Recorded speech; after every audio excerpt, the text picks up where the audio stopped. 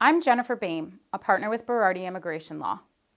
Many of my clients call me to ask how they can invest in or purchase a business in the United States. A great visa category to consider is the E-2 visa for a treaty investor. There are several requirements for an E-2 visa application. First, we must prove that the U.S. business is ultimately owned and controlled by nationals of that treaty country. The enterprise can be owned by an individual or a company, but we must ultimately track the ownership back to that foreign national of the treaty country. Next, we must also show that the investment is substantial. Here, my clients ask, well, what does substantial mean? What is the minimum dollar amount I'm required to invest in the business to achieve an E-2 approval? There's no minimum requirement that is set out in the regulations. Rather, the government's looking at the type of business you're starting or investing in.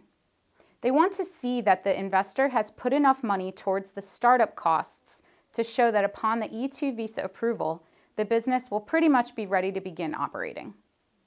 The government also wants to see that the business is a real operating commercial enterprise. The spirit of the E-2 category is to create jobs for U.S. workers and have a positive economic impact in the United States.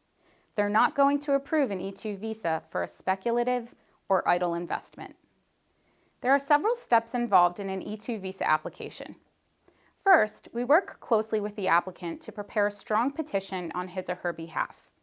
Documentation generally includes a well-thought-out business plan, proof of the investment, including that paper money trail showing funds being transferred into the new U.S. enterprise, and evidence that startup costs have been achieved, like invoices, purchase orders, and receipts for startup costs.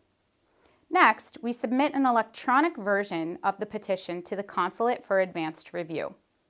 Processing times here vary based on consular location.